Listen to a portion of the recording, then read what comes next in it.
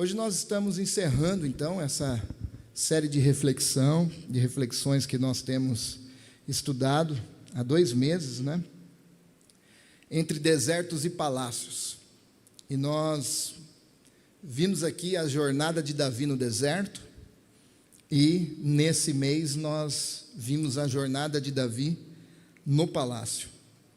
Semana passada, apenas para recapitular, nós vimos o capítulo 9, em que Davi se lembra da aliança com Jonatas, e ele então deseja expressar bondade, mas não apenas bondade de si mesmo, mas a Bíblia diz bondade de Deus, para alguém, se estivesse vivo, que fosse da casa de Saul. Davi queria expressar a bondade de Deus, então ele fica sabendo de Mefibosete, e manda buscar Mefibosete, e restitui toda a terra que era do seu avô Saul a Mefibosete, mas não só isso, o chama então para agora participar da mesa, das refeições, se sentir como família. Esse é o Davi que nós vimos até aqui. Hoje nós iremos refletir no capítulo 11 e 12 de 2 Samuel. Você pode ir abrindo a sua Bíblia. 2 Samuel, capítulo 11 e 12.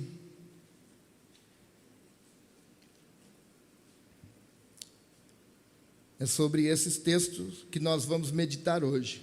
Só que desta vez, meus irmãos, não parece mais ser o Davi que nós temos visto até aqui. Não parece mais aquele homem, parece ser outra pessoa. Não parece mais aquele homem piedoso, aquele homem que nós vimos aqui sobre lealdade, aquele homem leal. Não parece mais ser aquele homem bondoso que expressa bondade, pelo contrário, ele vai na contramão disso, aqui no capítulo 11.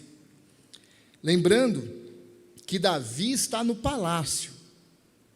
Davi não é mais aquele homem que se refugiava nas cavernas do deserto. Davi não é mais aquele homem que passava escassez no deserto. Davi não é mais aquele homem que lutava pela sua própria sobrevivência, fugindo de Saul. Não, Davi agora ele tem autoridade para decidir até mesmo quem vive, quem morre. Não é mais aquele mesmo Davi.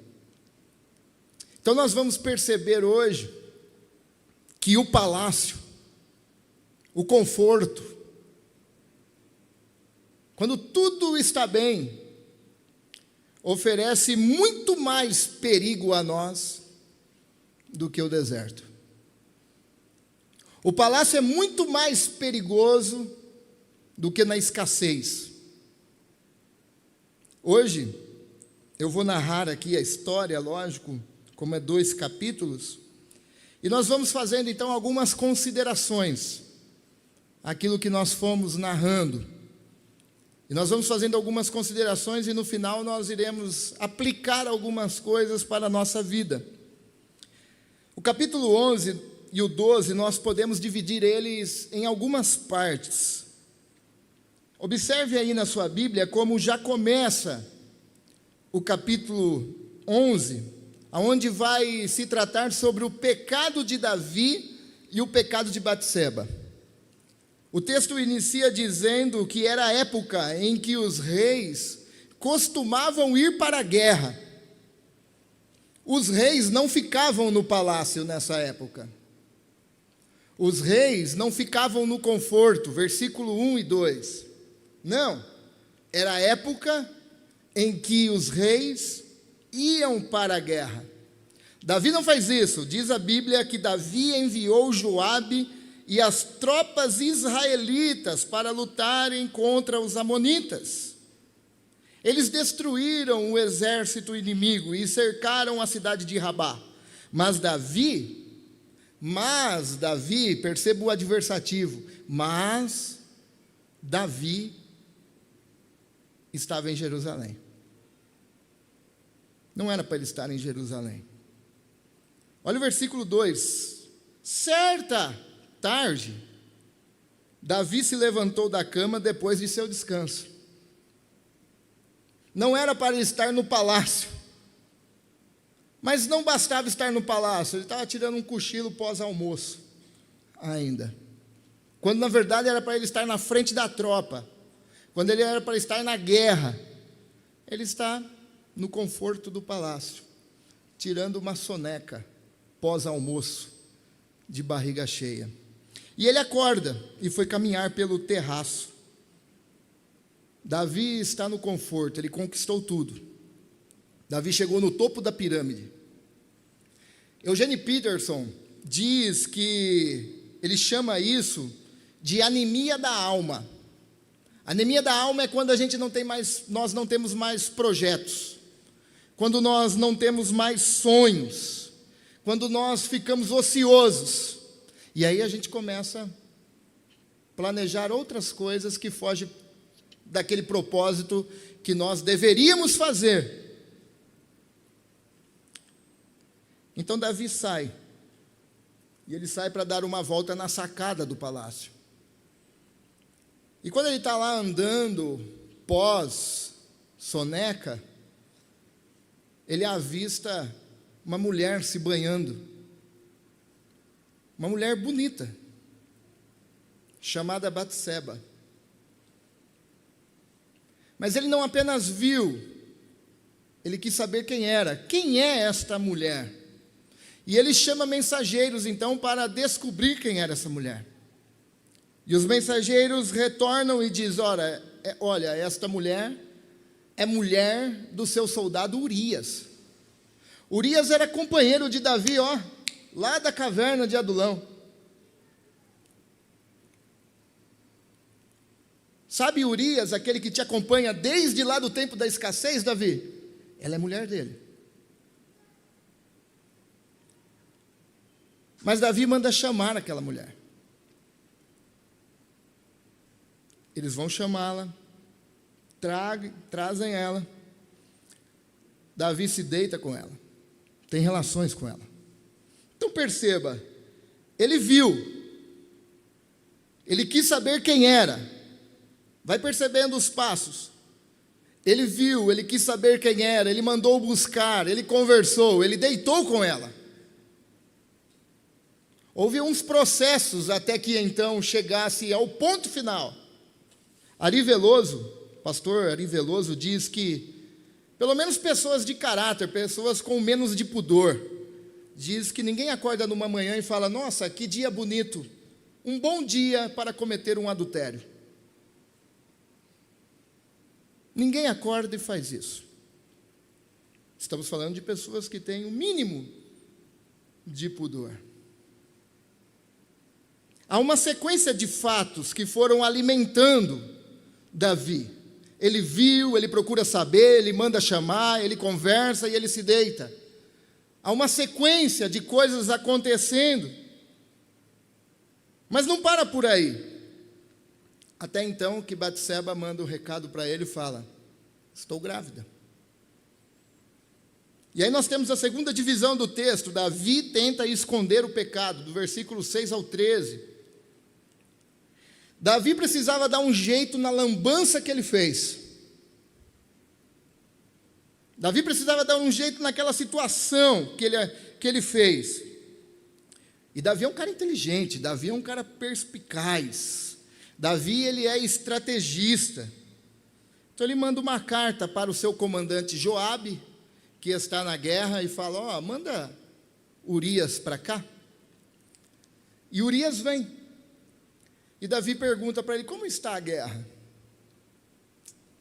E aí Urias presta conta de tudo o que está acontecendo na guerra. E Davi, um homem muito bonzinho, diz a ele: olha, vai para sua casa, vai descansar. Pensando então que Urias já fazia um certo tempo que estava afastado de casa, estava afastado da sua esposa, Urias então ia ter uma noite, ia se deitar com sua esposa. E pronto, problema resolvido, o filho é seu, Urias.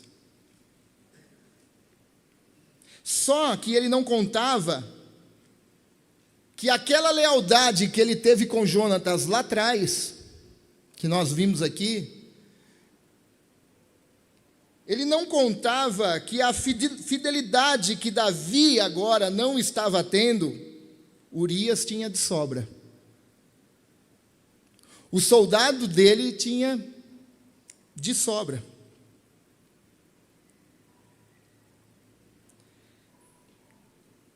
Urias não vai para casa. Urias dorme no salão da guarda real. No outro dia, Davi então fica sabendo que Urias não foi para casa. E ele chama Urias. Ele fala: por que você não foi para sua casa? A resposta de Urias é um aguilhão na consciência de Davi. Versículo 11. Urias respondeu: a arca. Lembra que nós vimos aqui nessa série de mensagens sobre a arca? Foi uma das primeiras atitudes de Davi quando assumiu como rei de Israel e de Judá. Urias dá traz um aguilhão para a mente de Davi e diz: a arca, sabe a arca, Davi? Aquela lá que você mandou buscar, que não teve jeito porque houve, ali vocês transportaram da forma errada, e mesmo assim depois você percebeu que era o momento de buscar e você buscou ela, a arca. Mas não só a arca, o seu exército. O exército de Israel e de Judá estão em tendas. E Joabe, o meu comandante, e os seus soldados, os seus, Davi, eles estão acampados ao ar livre. Olha a pergunta que Urias faz a Davi: como eu poderia ir para casa, beber, comer e dormir com minha mulher, sabendo que a arca, os soldados, o exército, o comandante está em tenda? Como que eu posso fazer isso? Davi ficou no palácio. Urias não quis nem ir dormir na sua humilde casa. O que faltava de lealdade em Davi estava sobrando então em Urias. E aquilo deveria bater na consciência de Davi. Mas assim como não bateu quando os mensageiros disseram a ele: olha, é mulher de Urias. Dessa mesma forma, Davi não ouve. Davi não ouviu. Ele precisa esconder o pecado. Ele precisa dar um jeito de resolver isso daí, de jogar para debaixo do tapete para que ninguém saiba. E ele começa então a se afundar cada vez mais no pecado, porque um abismo chama outro abismo.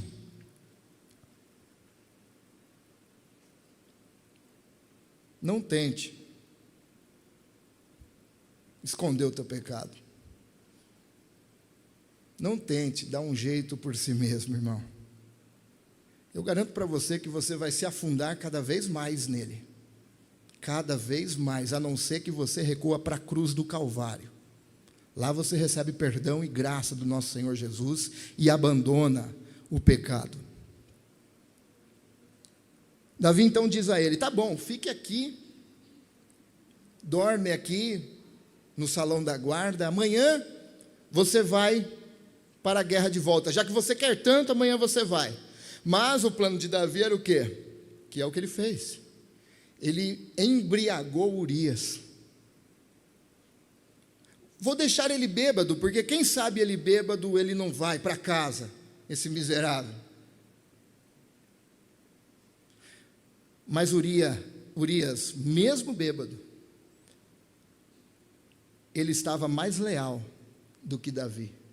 E ele não vai para casa. E aí nós temos a terceira divisão. Davi provoca a morte de Urias, então. Só tem um jeito. Esse camarada não quer ir para casa. Então nós vamos dar um jeito nisso, porque eu tenho que ocultar o pecado. Na manhã seguinte, então, Davi dá uma carta para Urias. Nessa carta estava a sua própria sentença de morte. E Urias era leal, ele não abriria a carta. Davi sabia que Urias era leal. Eu vou dar a carta vai estar dando instruções para Joabe, cuja instrução era: olha, vocês avancem com o exército, coloque Urias na linha de frente. Quando os exércitos inimigos avançarem, vocês então retrocedam e deixam Urias na frente, para que ele morra. Lembra que Urias se preocupou com Joabe? Urias falou: a arca, seus exércitos, Joabe, o meu comandante, e os seus soldados estão em tendas.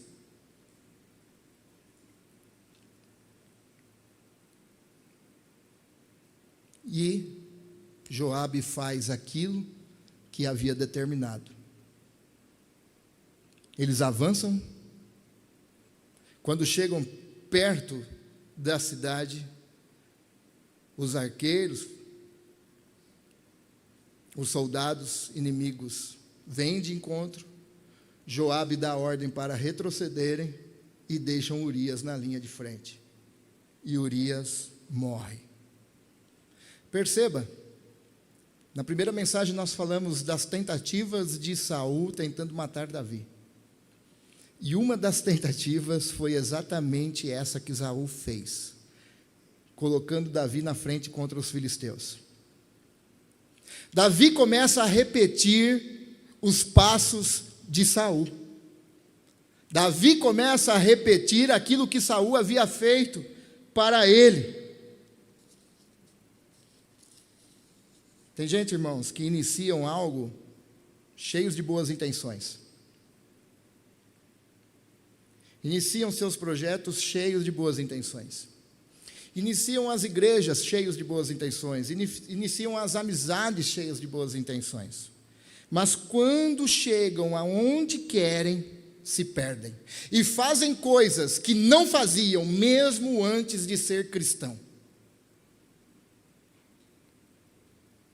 Fazem coisas, praticam coisas que não praticavam mesmo antes de serem cristãos. Porque chegaram aonde queriam. Esse plano de Davi então dá certo. Joabe, aquele que Urias disse que estava dormindo na tenda, Joabe seguiu à risca a ordem de Davi. Só que há um detalhe no texto. Versículo 27. Mas o que Davi fez desagradou ao Senhor. O que é isso? Davi olhou e falou: deu tudo certo. Me livrei. Limpei a lambança, o meu pecado está escondido. Ninguém vai desconfiar. A única coisa que ele esqueceu é que Deus viu tudo isso que ele estava fazendo, planejando e executando. Deus vê todas as coisas.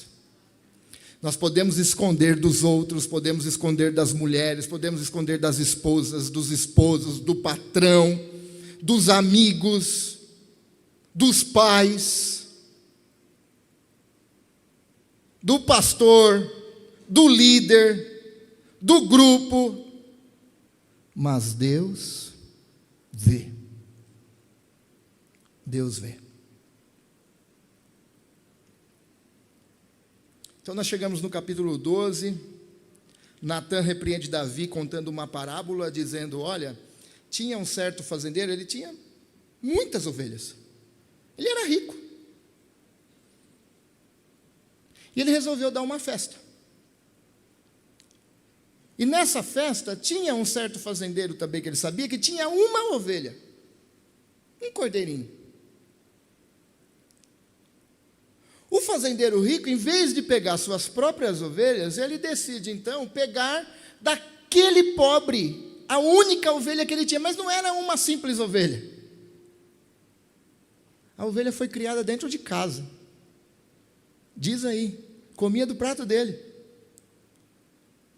Tinha afeto por essa ovelha.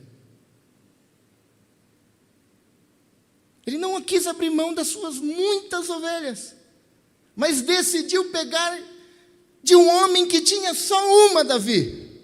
E a Bíblia diz que Davi se encheu de furor e falou: esse homem é digno de morte. E o profeta Natan disse: tu és esse homem, Davi. Foi você que assassinou Urias para tomar a mulher dele. Você é esse homem, Davi.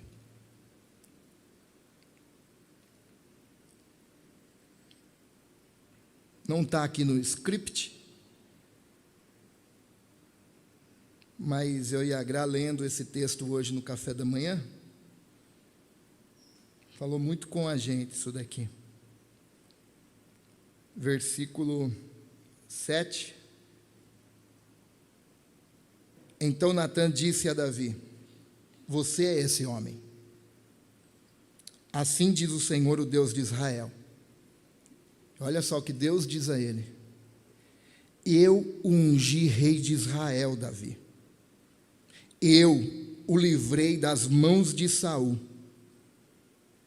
Eu dei-lhe casa e dei as mulheres do seu senhor, e dei os reinos de Israel e de Judá. Olha o que diz aí agora, irmãos. E se isso não bastasse para você, eu teria te dado muito mais. Você não precisava fazer isso. Mas o pecado viu, quis saber quem era, mandou chamar, conversou e deitou.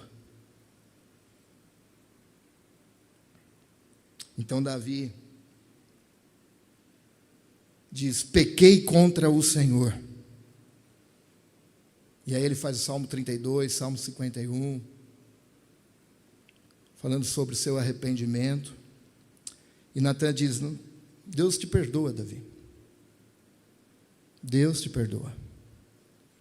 Mas você não ficará livre das consequências. A espada nunca se separará da sua casa.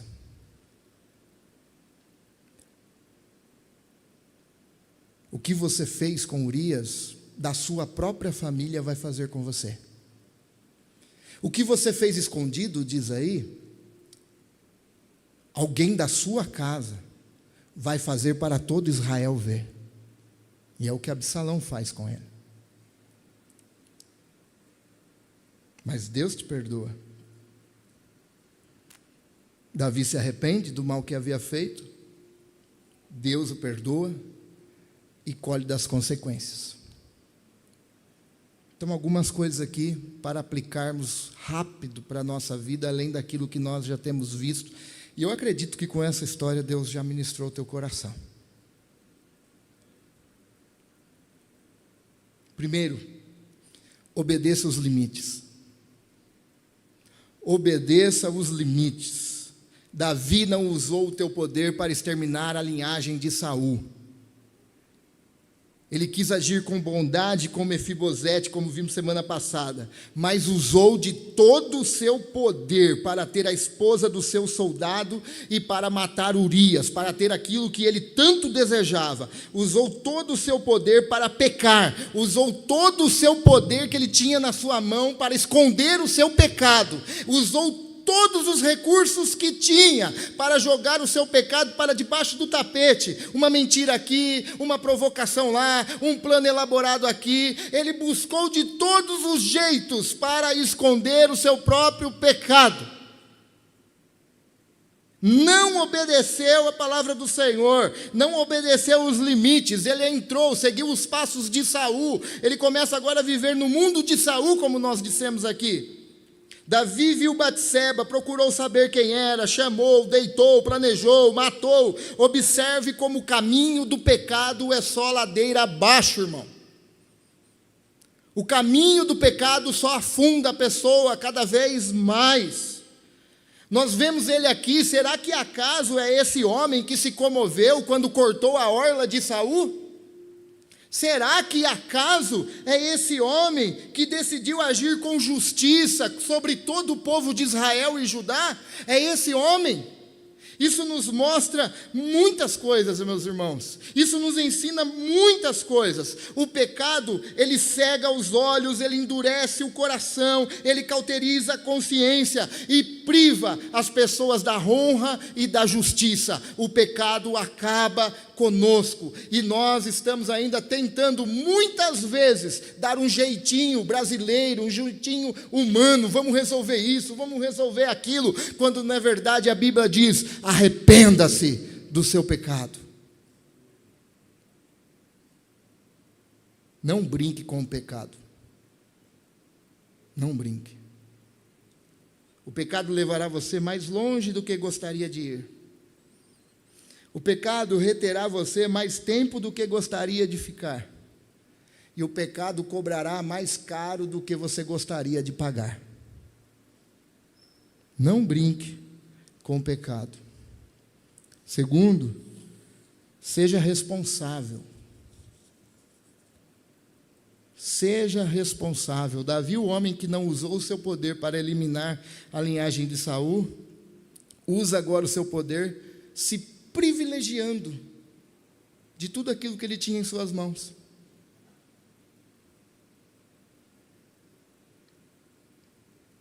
As pessoas entendem que grandes poderes, olhem no meio político, no meio econômico, no meio religioso, as pessoas entendem grandes poderes, grandes privilégios. Inverteram o negócio. Usam os poderes para se privilegiarem. Quando na verdade é grandes poderes, grandes responsabilidades. Quanto mais é dado, mais será.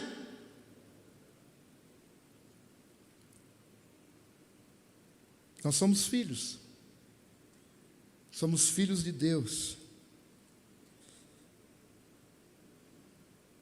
Não pense você que não vem com isso responsabilidade com o reino de Deus. Não vem responsabilidade com o nome de Cristo. Não vem responsabilidade com o nome do reino dos céus que nós levamos, pois somos embaixadores dele. Nós carregamos em nós. Somos discípulos de Jesus. Se Deus nos dá algo, nos dá dons, nos dá talentos, nos dá filhos, nos dá família, nos dá recursos, para que nós também nos responsabilizamos por isso, porque nós fazemos parte da família de Deus. E nós agimos para a glória de Deus. Poder não traz privilégio, poder traz responsabilidade.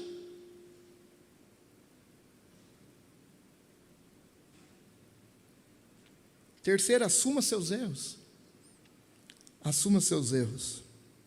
Já pensou se Davi não tivesse alimentado seus desejos? Sabe essa história toda que nós relembramos aqui nessa noite? Já pensou se Davi tivesse, na hora que ele viu ali, fugido da aparência do mal, como diz a Bíblia, desligado a tela do celular, ter rolado para cima, ter evitado aquela brincadeirinha, ter evitado aquela conversinha maliciosa, aquele zap malicioso, aquele direct no Instagram malicioso. Já pensou se Davi tivesse evitado na hora que ele viu Batseba? Quanta tragédia nós narramos aqui?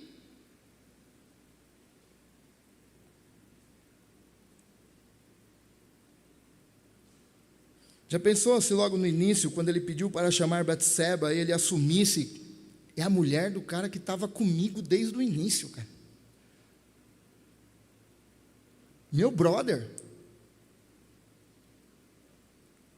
Meu parceiro. Já pensou se ali no início? Quando Urias disse para ele que não iria para casa por causa da arca, por causa de Joabe, por causa dos soldados, ele falou assim: o que eu estou fazendo aqui, cara? Já tinha cometido lá atrás, mas tinha evitado a morte, o assassinato. Quantos males ele poderia ter evitado de ter feito? Quantas consequências do seu pecado ele poderia ter evitado? Assuma os erros. Arrependa-se, arrependa-se. A mensagem do Evangelho continua sendo a mesma. Arrependa-se. Esta é a mensagem de Deus para nós hoje aqui. Arrependa-se dos seus pecados.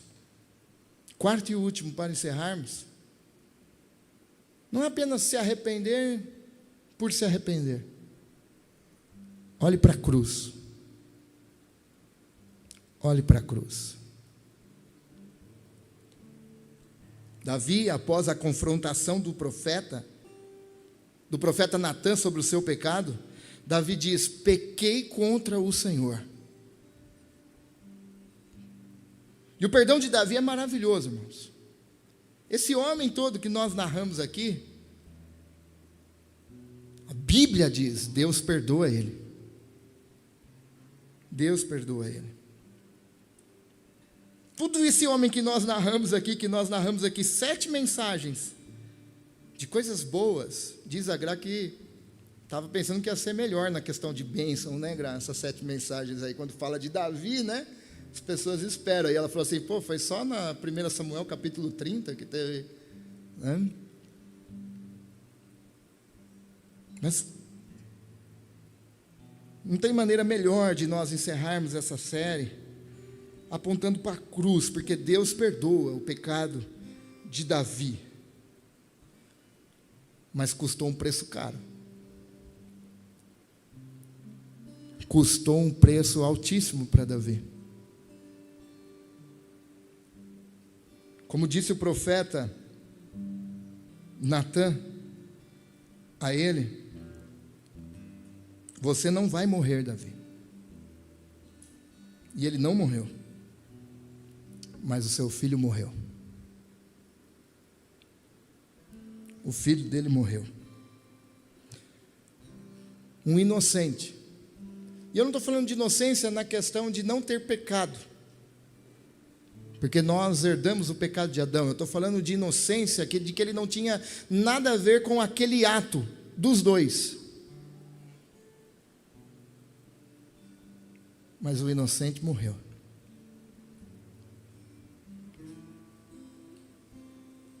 Um inocente morreu por causa do culpado. Entendeu? Um inocente morreu por causa do pecado. Houve uma substituição. 1000 anos depois desse episódio, o filho de Davi, a raiz de Jessé, um inocente, morrendo pelos culpados. Jesus, o nosso Senhor e Salvador. Um preço caro para ser pago. Preço esse que nem eu e nem você poderia pagar. Caríssimo. Que não tinha nada a ver com a história, a não ser entrar no plano de Deus Pai, antes da fundação do mundo. E executar esse plano, até as últimas consequências, sofrendo no Getsêmani, sofrendo o abandono do Pai, Eloi, Eloi, lama sabachthani, Deus meu, por que me desamparaste? O pecado daqueles que foram escolhidos de Deus estava sobre ele naquele momento. Mas mesmo assim, ele não abre mão do propósito que veio cumprir na face da terra, e ele vai até as últimas consequências, dando a sua própria vida por nós, morrendo na cruz, entregando a sua própria vida. Não foi os soldados que pregaram o nosso Cristo na cruz, foi o nosso Cristo que subiu na cruz para morrer por nós, morrer por mim e por você, um inocente, morrendo pelo culpado. Jesus entrou na história para perdoar o pecado daquele que se arrepende, abandona os seus pecados e segue uma nova vida com Cristo Jesus. Em nome de Jesus, não tente lidar você com o seu pecado, não tente esconder o seu pecado, não tente usar de forma humana com o seu pecado. Em nome de Jesus, olhe para a cruz do Calvário, entregue sua vida a Jesus, o nosso Senhor e Salvador. Entregue sua vida a Jesus. Eu não sei no que você tem desagradado a Deus. Talvez você não ultrapassou o limite tanto assim como Davi. Mas qual é o limite, pastor? O limite é a desobediência, o limite é desagradar o nosso Deus, que mesmo sendo pecadores enviou seu próprio Filho para nos trazer de volta para si. Esse é o limite. É a desobediência, é a omissão, é a mentira, é desagradar a Deus, é o limite. Quando nós ultrapassamos essa cerca, nós pecamos. Mas, hoje, Deus pode e quer perdoar você de todos os pecados. Entregue sua vida a Ele, em nome de Jesus. Vamos orar?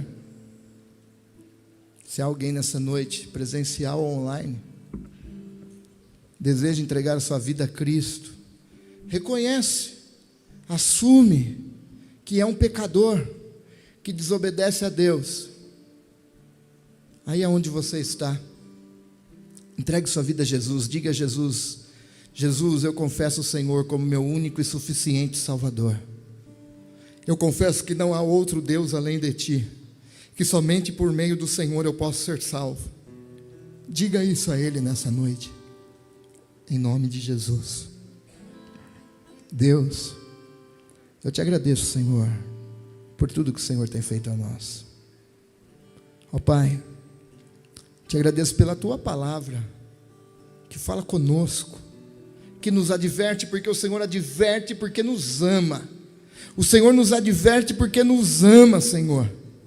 Ó Deus, em nome de Jesus, nós declaramos amor a Ti. Ó Deus, transforma aquilo que precisa ser transformado, liberta aquele que precisa ser liberto, em nome de Jesus. Ó Deus, em nome de Jesus, vem agir em nós, vem agir no nosso coração, tirar aquilo que não lhe agrada, em nome de Jesus, Senhor. Ó Pai maravilhoso, Senhor, dá-nos essa consciência de arrependimento, que eu não posso lidar com os meus problemas, eu não posso lidar com o meu pecado, mas eu preciso olhar para Ti, Jesus, em nome de Jesus, Pai. Perdoa os meus pecados, minhas falhas, minhas transgressões, meus pensamentos, palavras, olhares que não lhe agrada, Senhor. Me perdoa, Pai, em nome de Jesus. Amém. Vamos colocar de pé? Aqui presente, eu quero que você cante. Todos numa só voz, declarando que só Tu és grande, exaltamos Teu doce nome, pelo amor, pela cruz, por Seu Filho Jesus. Pois é santo, Deus é santo, se és digno de louvor e de ser adorado. És bondoso, Pai querido, dentre todas as coisas Tu és verdadeiro, Senhor. Ele é o Senhor da tua vida? Ele é o dono da tua vida? Aqui presente, todos numa só voz, declarando que só Tu és grande, exaltamos teu doce nome, pelo amor, pela cruz, por teu Filho Jesus. Declare: pois é santo, sim, és digno de louvor e de ser adorado.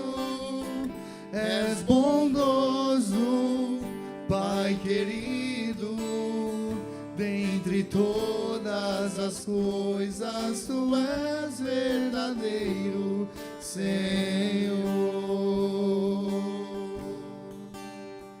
Pois és santo, sim, és digno de louvor e de ser adorado.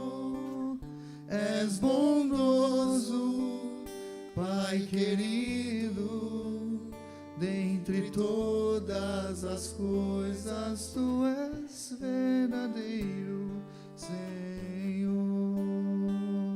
Ó Deus, tua igreja te louva, te engrandece, porque tu és santo, tu és digno, tu és bondoso.